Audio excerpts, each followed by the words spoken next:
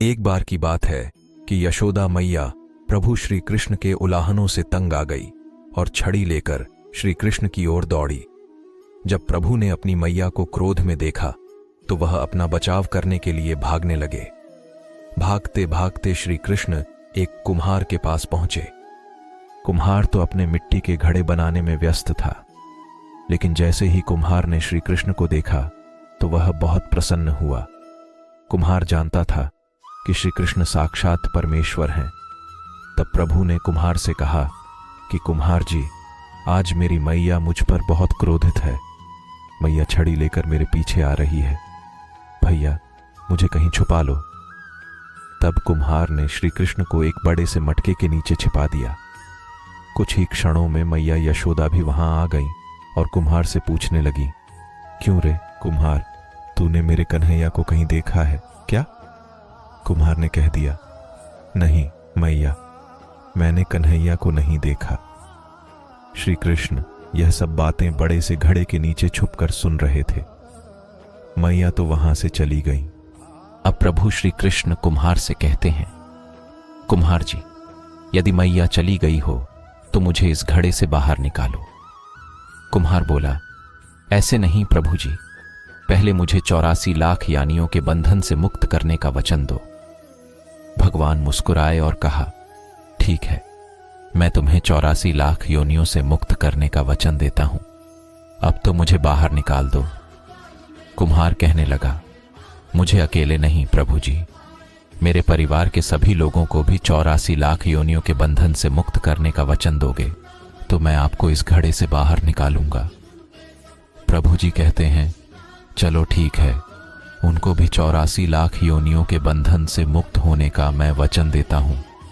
अब तो मुझे घड़े से बाहर निकाल दो। अब कुम्हार कहता है, बस प्रभु जी, एक विनती और है, उसे भी पूरा करने का वचन दे दो तो मैं आपको घड़े से बाहर निकाल दूंगा। भगवान बोले, वो भी बता दे, क्या कहना चाहते हो? कुम्हार कहने लगा, प्रभु जी, जिस घड़े के नीचे आप छुपे हो उसकी मिट्टी मेरे बैलों के ऊपर लाद के लाई गई है। मेरे इन बैलों को भी 84 के बंधन से मुक्त करने का वचन दो। भगवान ने कुम्हार के प्रेम पर प्रसन्न होकर उन बैलों को भी 84 के बंधन से मुक्त होने का वचन दिया। प्रभु बोले, अब तो तुम्हारी सब इच्छा पूरी हो गई, अब तो मुझे घड़े से बाहर निकाल दो। तब कुम्हार कहता है, अभी नहीं भगवान, बस एक अंतिम इच्छा और है, उसे भी पूरा कर दीजिए, और वह यह है, जो भी प्राणी हम दोनों के बीच के इस संवाद को सुनेगा उसे भी आप 84 लाख योनियों के बंधन से मुक्त करोगे। बस यह वचन दे दो तो मैं आपको इस घड़े से बाहर निकाल दूंगा। कुम्हार की प्रेम भरी बातों को सुनकर प्रभु श्री कृष्ण बहुत खुश हुए और कुम्हार की इस इच्छा को भी पूरा करने का वचन दिया। फिर कुम्हार ने बाल श्री कृष्ण को घड़े से बाहर निकाल दिया, उनके चरणों में साष्टांग प्रणाम किया, प्रभु जी के चरण धोए और चरणामृत लिया, अपनी पूरी झोपड़ी में चरणामृत का छिड़काव किया और प्रभु जी के गले लगकर इतना रोए कई प्रभु में ही विलीन हो गए। जरा सोचें, जो बाल श्री कृष्ण 7 कोस लंबे चौड़े गोवर्धन पर्वत को अपनी इकनी अंगुली पर उठा सकते हैं, तो क्या वो एक घड़ा नहीं उठा सकते थे? लेकिन बिना प्रेम रीझे नहीं नटवर नंद किशोर।